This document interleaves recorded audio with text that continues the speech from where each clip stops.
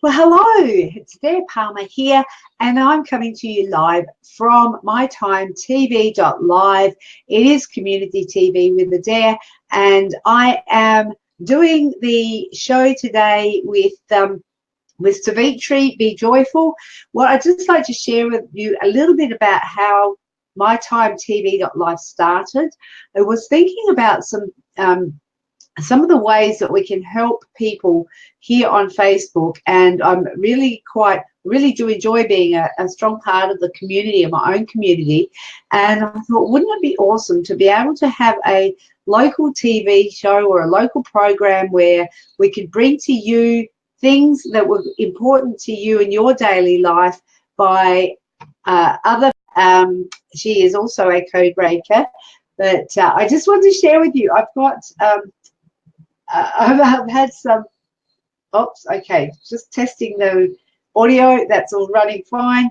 And I'll bring Savitri on in a minute, but I just wanted to share our motto is, it's my time TV, TV for you by TV for me. So this means that anybody in the community can get involved, can get engaged, can contribute to this. And in fact, if you do want to join us, because and I will, let me just I'll just pop a note underneath the comments. If you are on the mytimetv.live page, you can join us directly through there. I'm just popping the note there, the link there that says you can join us in the broadcast if you want.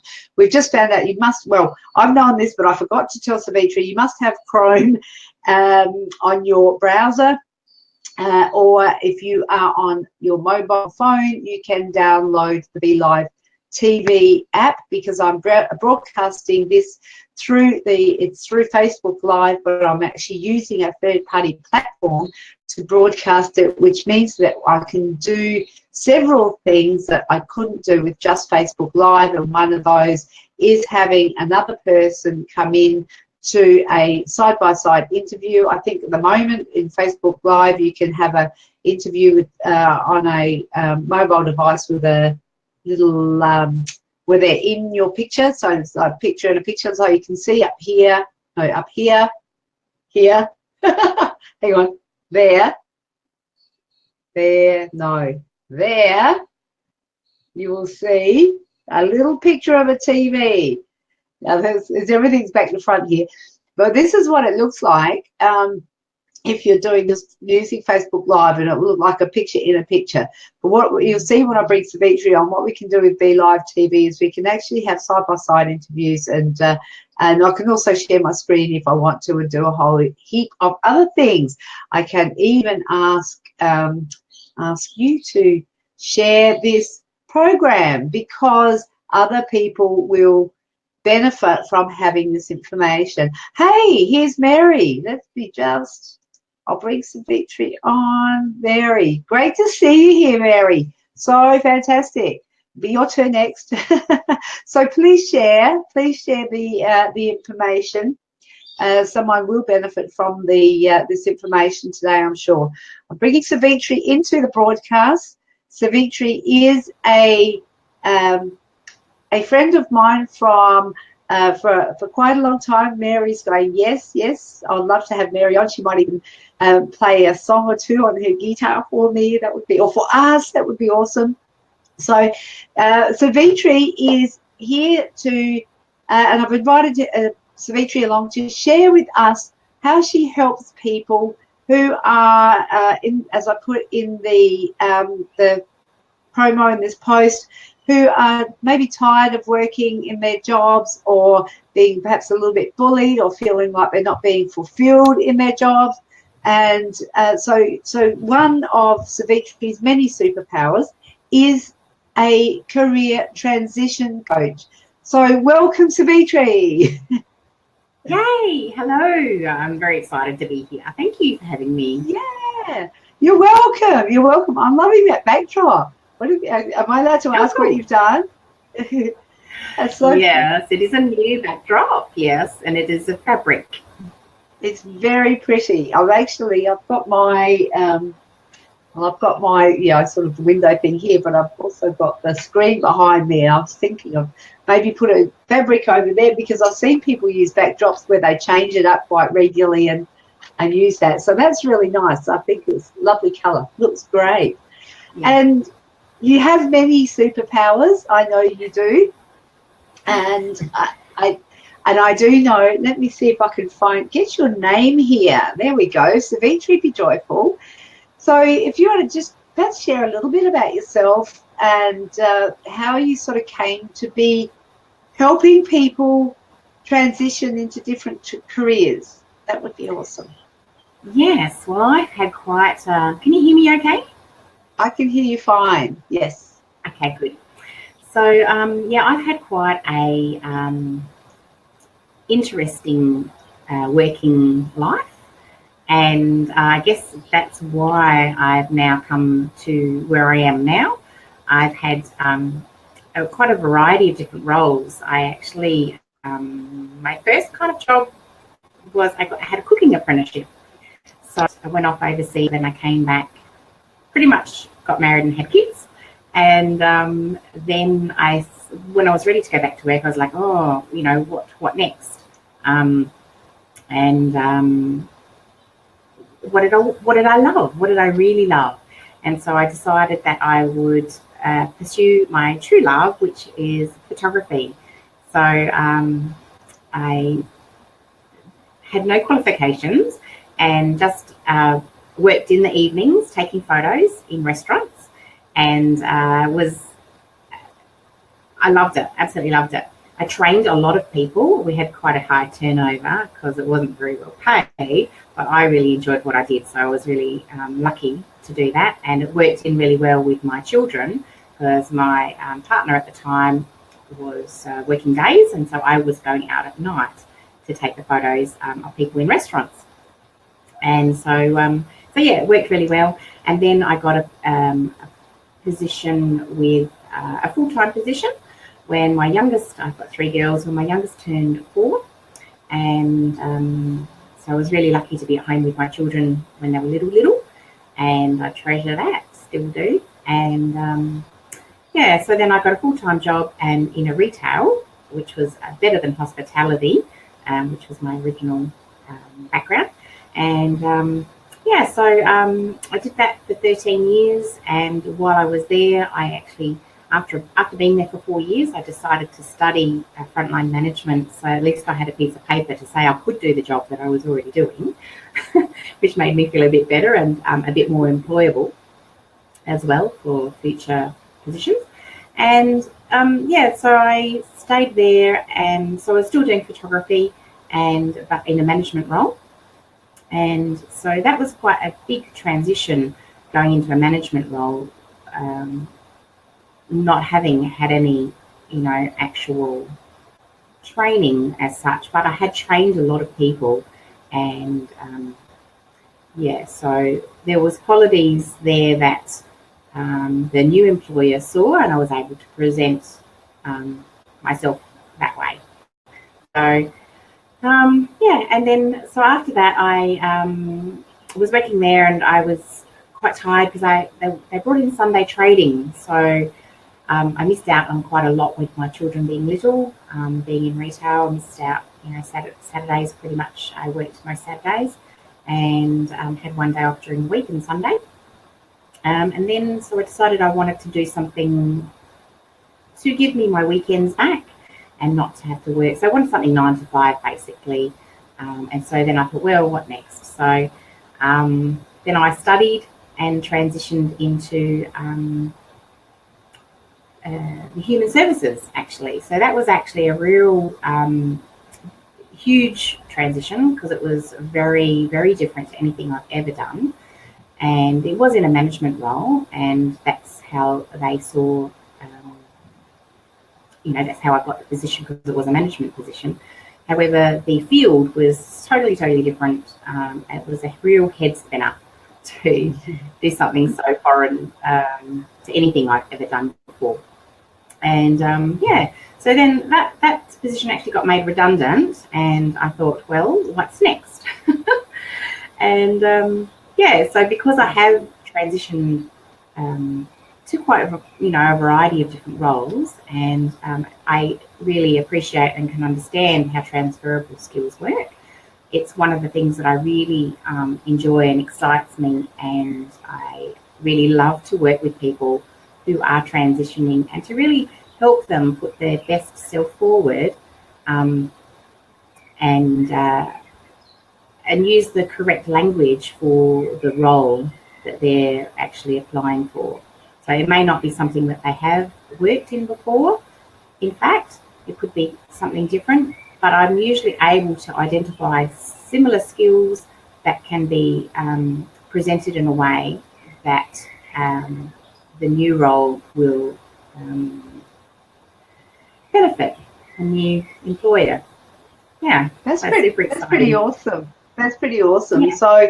So being a career transition coach is something that did you go, well, this is something I know that I can help other people with? And going from retail into human services, like that would have been a huge shock, I would imagine. So it was a big shock. It was really, yeah. And so you do understand the concept of people of going from one industry to another. And I think that's, I've been a bit fortunate. I think even though I've sort of I've moved from one sector to another, I've actually stayed in the same industry, except when I went into emergency management. But then I sort of fell into that by default. But did you decide to become a career? Yeah, that happens. Did you decide to become a career transition coach because of those experiences? No, not really. It really actually really evolved. My I was approached, I guess, to run a course to help people who weren't working. I have a lot of, I guess I've got a lot of material and knowledge and information tools around how to improve your happiness and your overall personal well-being. So I've been working on that sort of thing for quite a long time, and I really appreciate how work environment can actually change their whole demeanour and outlook and well-being, and so I guess I'm not sure exactly how it came to be, but it was just, I think it was actually just being in the right place at the right time. And as a consequence of that, I actually developed a whole course around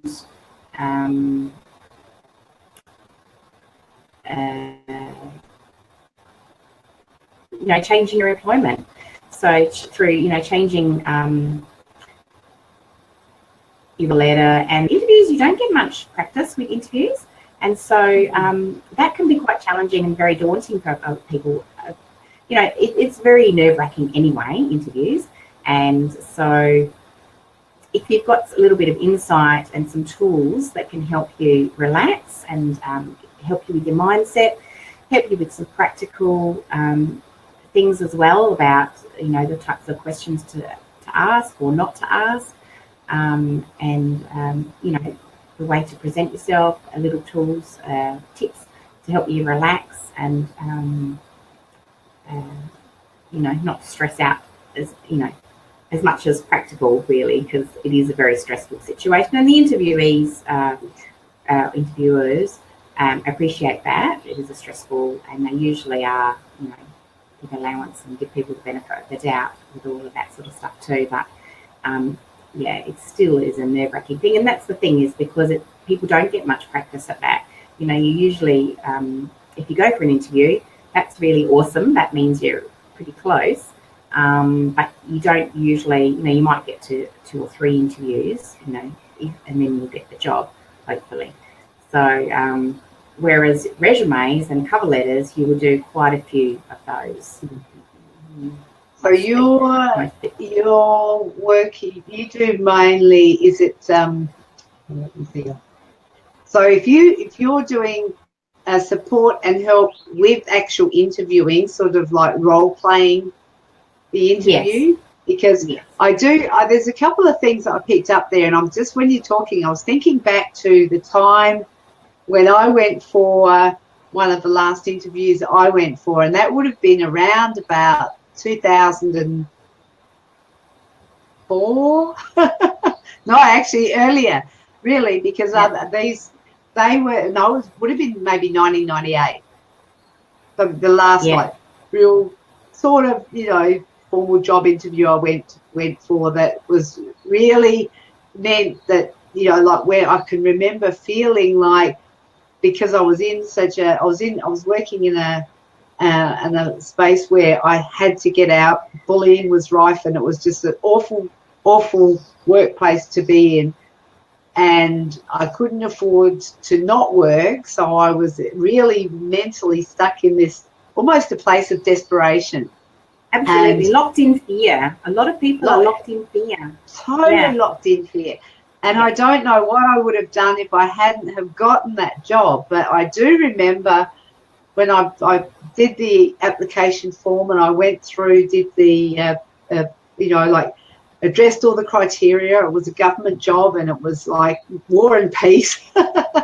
It was a whole different ball game. Now I think they've cut it down a bit, but it would have been 14 pages or something ridiculous like that of addressing a whole set of criteria.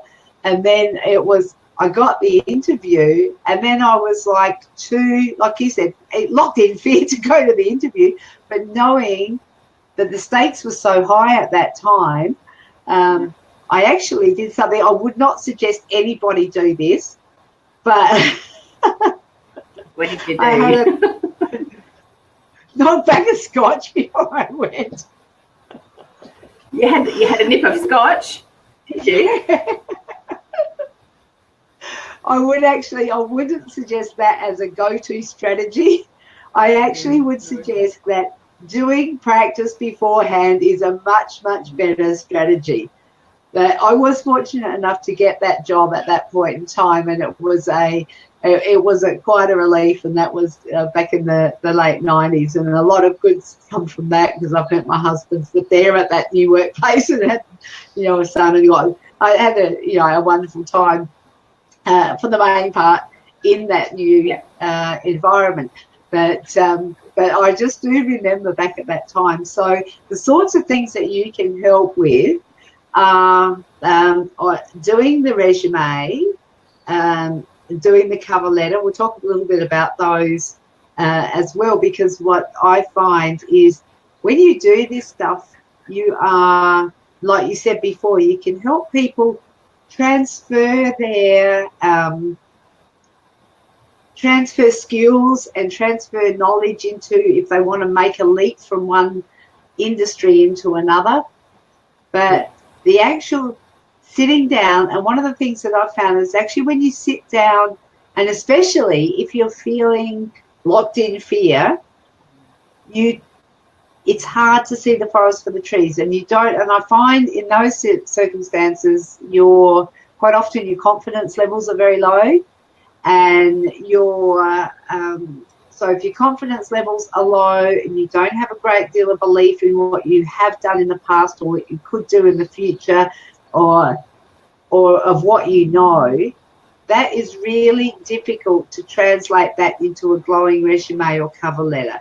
So there's that I'd like you to make some comment on, but there's also that whole role playing in the interview that you can help people really until they feel comfortable enough, which is, you know, getting them out of that fear, that locked in fear space. And even if they are still nervous, there are things that you can do to make you, and you can use the nerves to your advantage rather than letting it, sort of freeze you up. So, so we start with the resume and what sorts of things can you do to help people to unlock their thoughts about and feelings about themselves.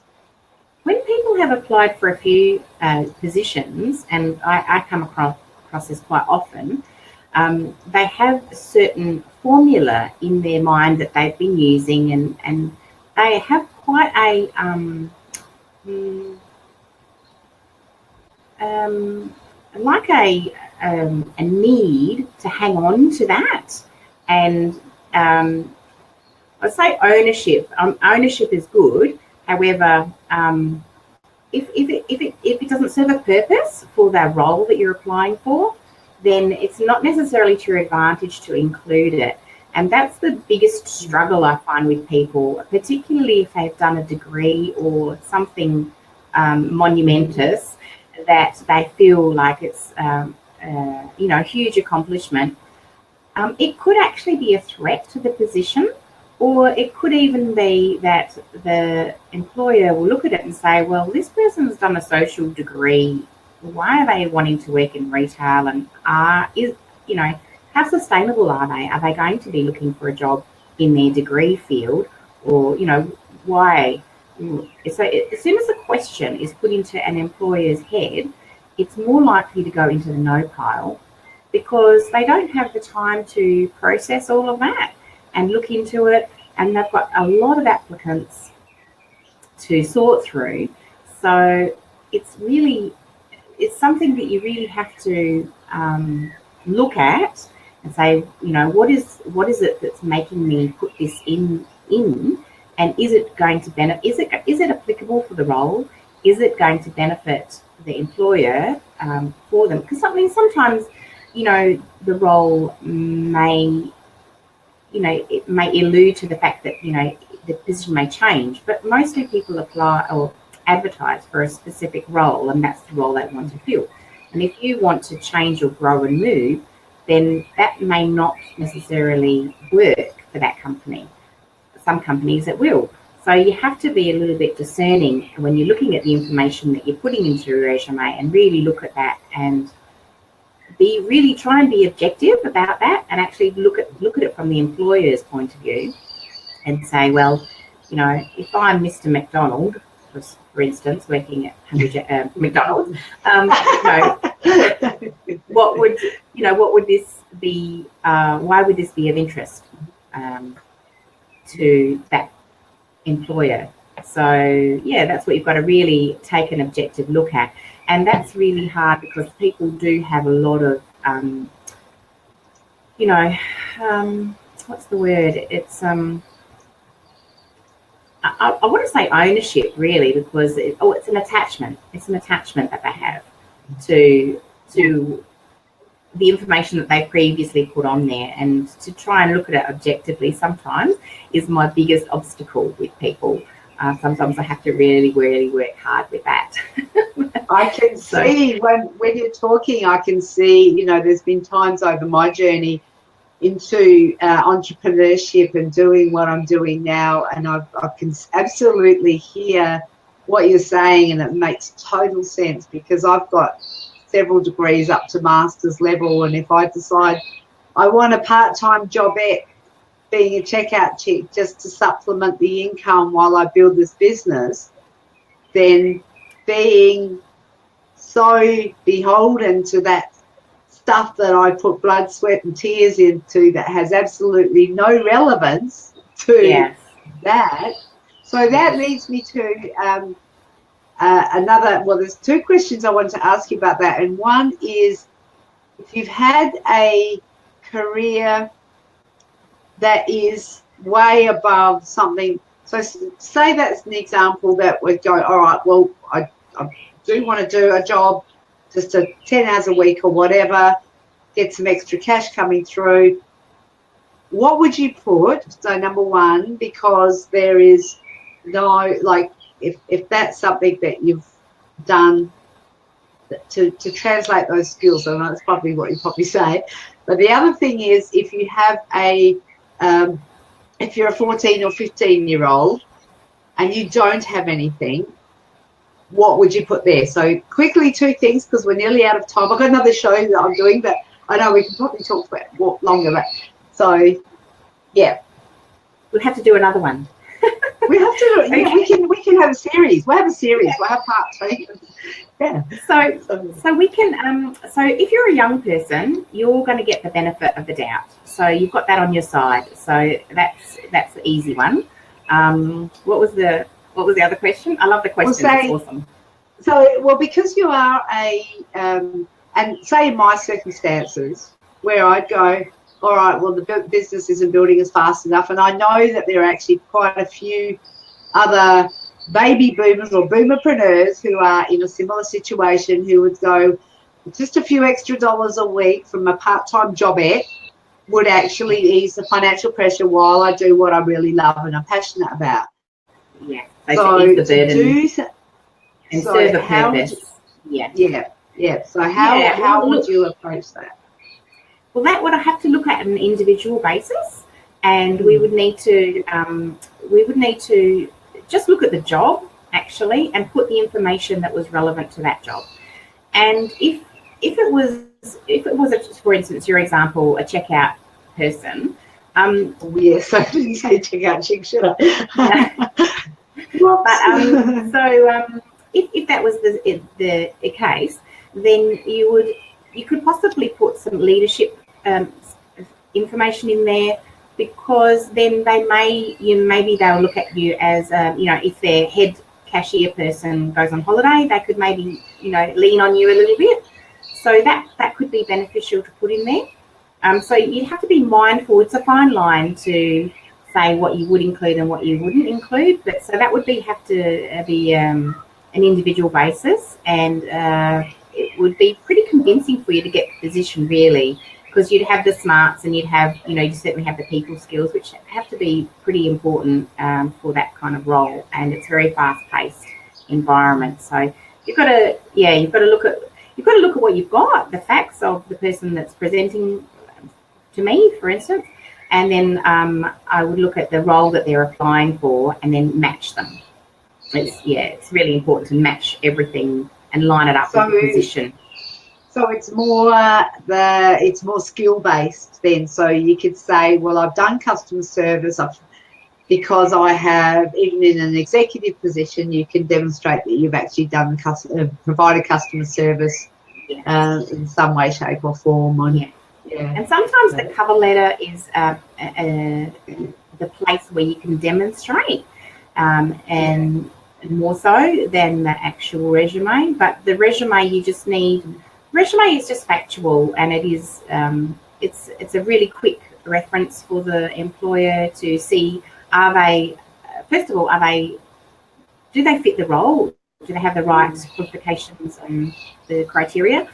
And then the next thing is, will they fit into the team? So will their personality be an asset? So they're the two things that really a resume, they look for in a resume. That's awesome stuff. Awesome stuff. Now we're out of time. It's like, yes, getting us on board, and you go, how are we going to fill up a half an hour? And then a half an hour's gone, and we go, whoa, we could talk for more. But we will have you back, because I'm sure there is more. What I want to do is share. I know that you have an ebook that you've written, and it's called the Resume Guide. Let me see if it's. I'm just looking over here because I've got another screen over here, and I'm coming to your. It's confidently write your resume using these 5 key elements.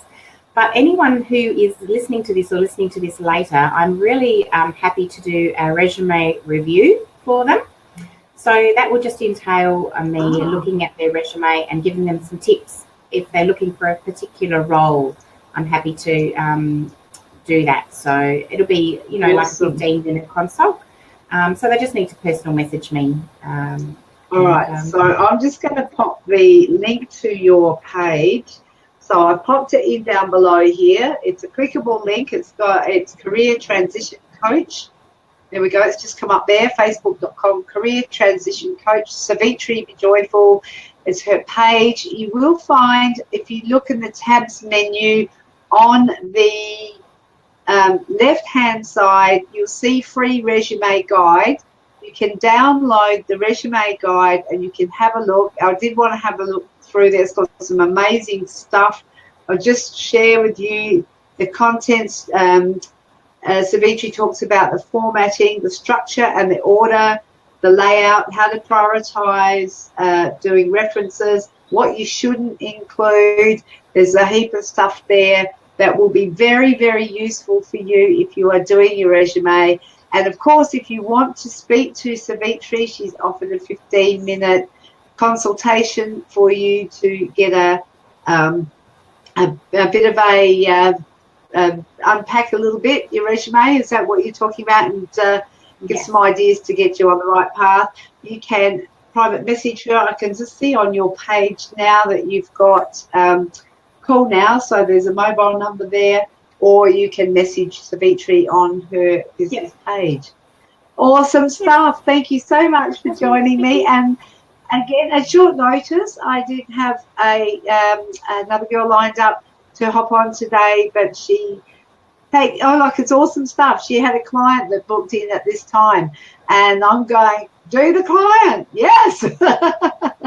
So thank you for popping in, stepping up at short notice, because I know there's so many wonderful people that we can talk to that can give so much value and so much benefit to us as members of the community, so that we can go about our lives in a more happier and a more fulfilled way. So thank you for doing your bit, Savitri. I do appreciate you, and I look forward to seeing you very soon, IRL. I was like, in real life. Okay, bye for now. Thank you. Bye. And that was Savitri Bejoyful, who shared with us how to put a resume together, and also some little tips and tricks on things that you should know about when you are going for a job. So next week, I will be scheduling again a show that's based on, not quite sure who we've got. I've got a couple of people lined up, so we'll advertise that or promote that a little bit closer to the date. But I'm here every Wednesday at 2 p.m. on mytimetv.live, and the aim of it is to always bring value to you as a member of the community, things that are going to help you enhance your life and make you or help you to do things better or feel better, or whatever it is that we can do. So if you have any suggestions about special topics or things that you'd like to know about, please yell out, give us, you feel free. You can message mytimetv.live, or I'm Adaire Palmer. You can message me directly as well, and I'm more than happy to hunt down things that might be of value to you to share with you through this show. On that note, you have a wonderful rest of the week, and I'll see you next Wednesday at 2 o'clock right here. Bye for now.